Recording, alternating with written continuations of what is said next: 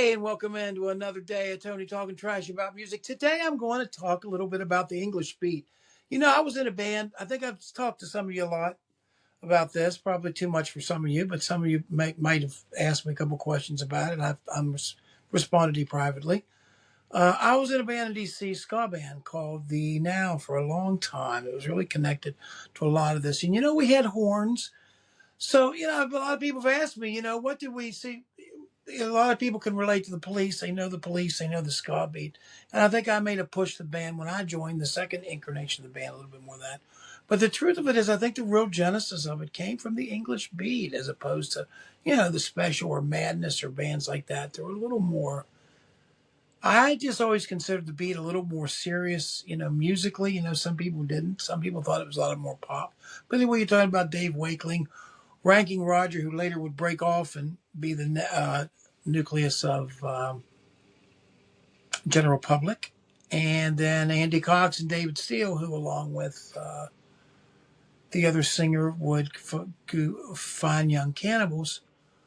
Roland Gift, I think, was the guy's name.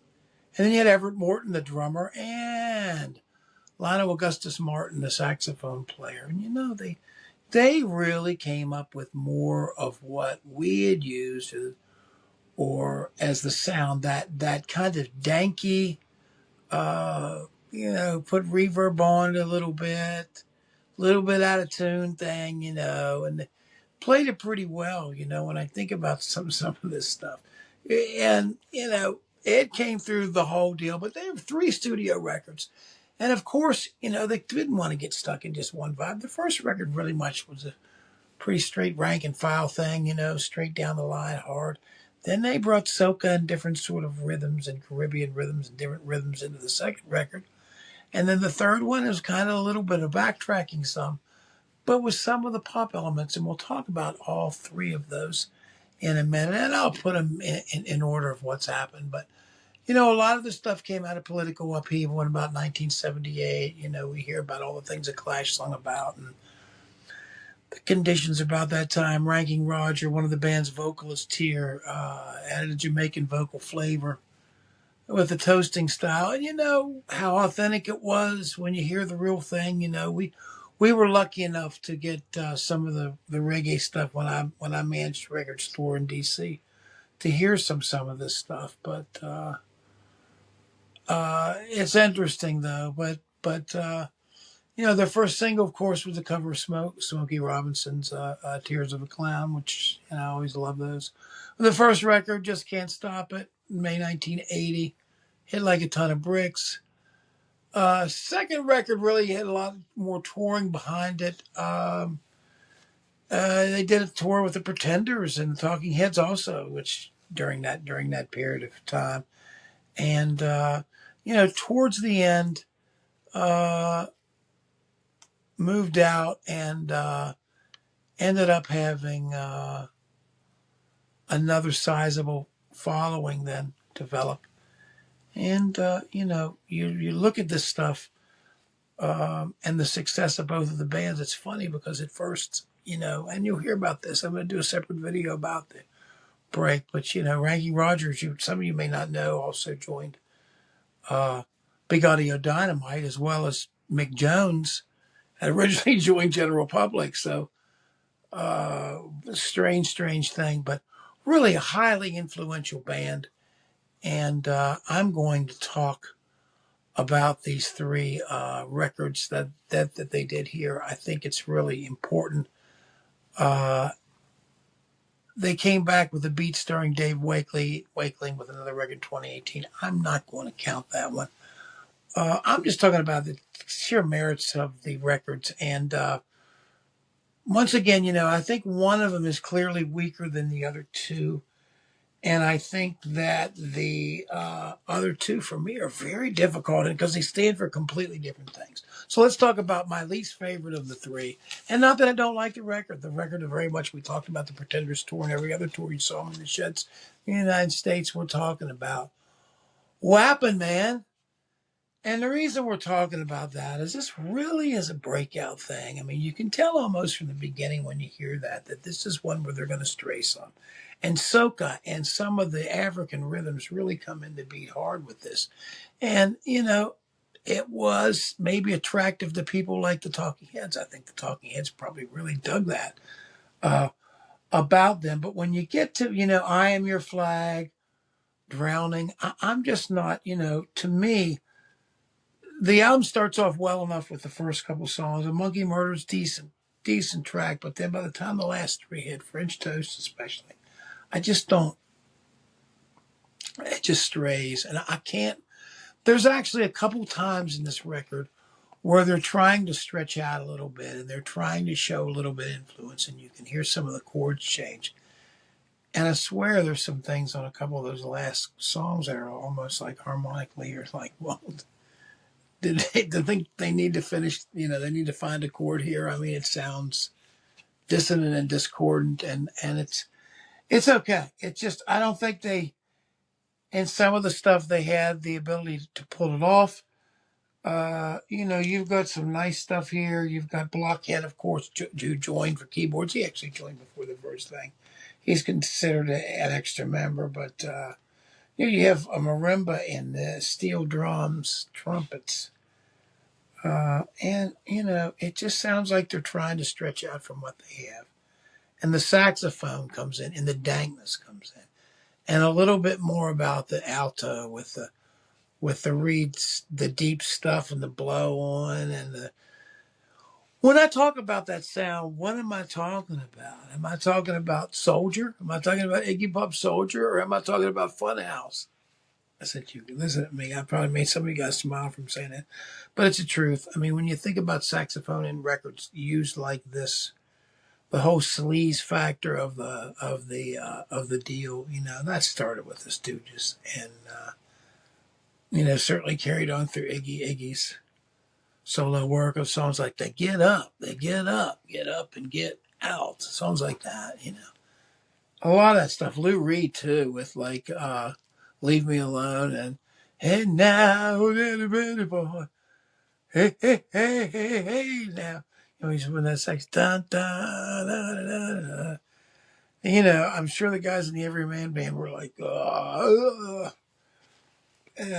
Bowles, the Ellard Bowles Band, whatever. Anyway, Cheated, Get a Job. There's a couple good songs on this record. Walk Away, Over and Over, Cheated, Dream Home in New Zealand. I think the one thing you can say consistently about the songs on this is what the songs were just not as good. If you look now at this point and the whole thing's done, what do you remember from this record? A lot of people don't remember a lot from it, even though it was toured on. It's amazing. With the last record being one that had that, and that's the one I am going to rank number 2 of them. We're going to, and this was a hard one for me. We're talking about Special Beat Service, and I confess, I love Jeanette. And it sounds to me like there's friction, and it sounds to me like there's things at the end. You look at these guys, okay, 1, 2, 3, you've still got the soak, and you still got the different elements coming in, but save it for later. What a great song. I confess, the singles on this are just too much. Pato and Roger, great track. Deep drop reggae track, But a lot of this tries to stress again, and I think the difference between that and what happened on what happened is that this one delivered on the style. This one had a lot more solid musicianship. I don't know if it meant they really didn't play. I didn't really look hard and fast at the credits. But at this point, they kind of developed a little slicker. And if you listen to musicianship on Fine Young Cannibal and you listen to it on General Public, they've clearly became better players as time went on.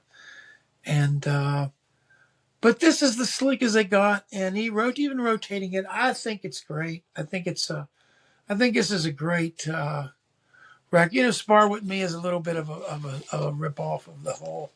You hear that from everybody. That was a big Jamaica. Spar with me, spar with me. Aya. That'd be da da da da da. spar with me, and spar with me, spar. Da da da da da. Yeah, it's like the jam box, African, beatbox, sound box. Sturgrove, baby, King Sturgrove. Yeah, she's going. This is great. It made you knew it was coming. You knew it was coming. But my God, you knew the split was coming. It's a shame that it did, because I think we were making the best singles at the time. But you can hear it's not the same band, the same way you can hear when the Beatles went and everything else. And that leaves me with my favorite one of all, number one, number one, number one. I just can't stop it, and I just can't stop it. This is the one that started it all. Look at the nice little graphic on the back of it, putting it straight in the camp of the specials and madness and all. Rob Sargent again, and why not? You've got the whole thing: Saxa, Cox, Steele, Morton, Roger, and Dave Wakeling. Engineered by Trevor, Mark, Scott, Alvin, Nick, John Peel for thanks. Of course, John Peel started them off. Mirror in the bathroom, hands off she might. This was just something that was played. This was something that riled people up. This is, I remember back when this was 1980, and this was already, the police were already off and going at that point. So everybody had been spiced up with the harder realm of things. But when this came out, this really I never knew anybody was going to throw down like this. This had a lot more energy to it, and also for somebody coming from unaware of the political end of it, you see some of the guys skanking the guy walking, and they're walking through the skinheads and all this stuff. You see Cox and Steele, with their skinheads and stuff, and those guys. Well, you're kind of thinking, man, what is this, But yeah, it was just something. It was just English pop at that time, Whether it was the Communards, whether it was Bronski Beat, whether it was the Smiths, whether it was Prefab Sprout, whether it was, whatever was happening back then. It was about 1980. So a lot was changing. And maybe Sprout was a little bit later, maybe. But it's all comes from the same, it all comes from the same ink. And it's really, to somebody like me who wasn't there and didn't grow up over there, you can hear the dreariness in the grooves. I mean, you can hear it. But at the same stuff, there's irrepressible spirit and energy to it. Even the weirdo, I can't get used to using you, the half-step thing. I always thought that was really strange. But then you've got the ones like Click. You got the ones that are fine. I love Twist and Crawl and Two Swords. And man, I just like I like this record a lot. This record was, to me, and it wouldn't have surprised me, really. And there's sometimes, even though I just told you how much I adore Special Beat Service, and I almost think that, for what it was in development and everything, I should put it higher. But this was just a moment, This is when they were raw. They weren't the best players then. This is when it was all energy.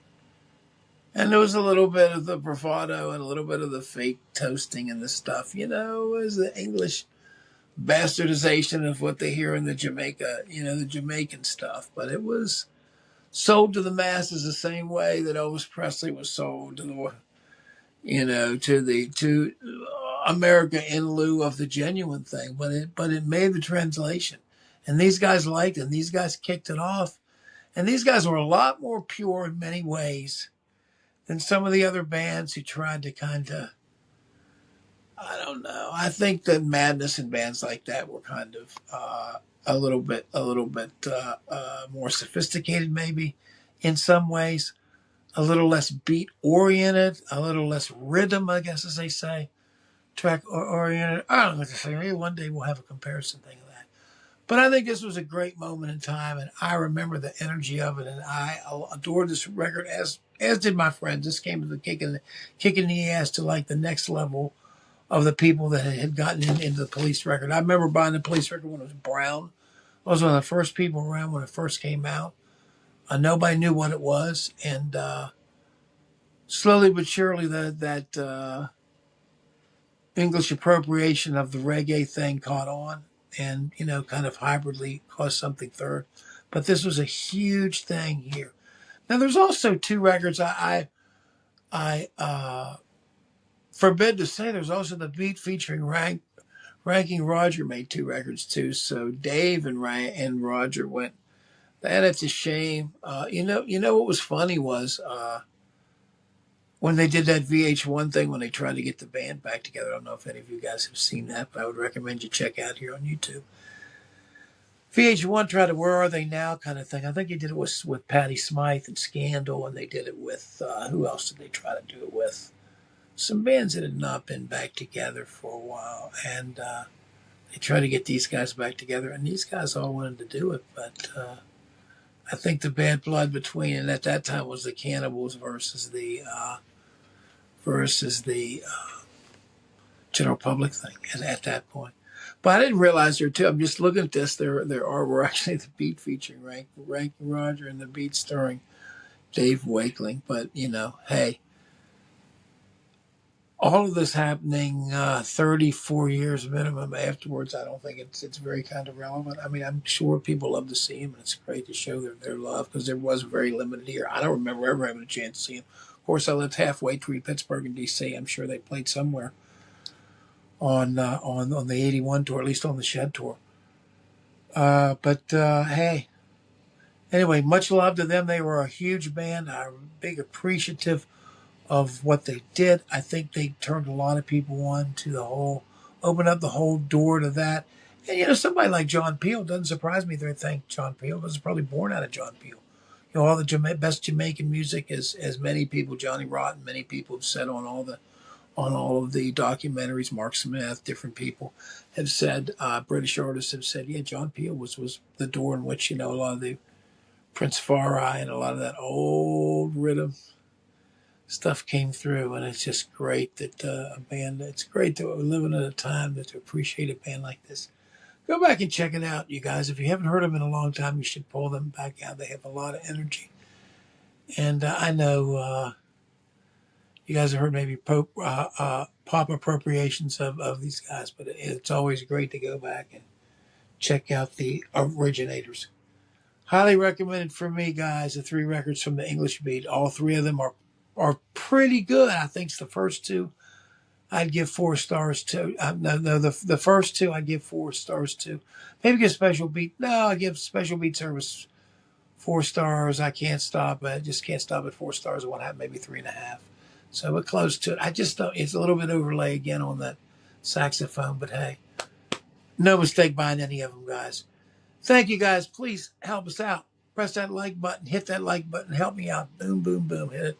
And I really appreciate you guys being around for the deal. Leave all your thoughts below for everybody to enjoy, and we will catch you guys next time. Thanks. I saw that spark rising from your eyes. Soon learn to shut those lips and be thankful for what you got. All those looking for money always end up leaving.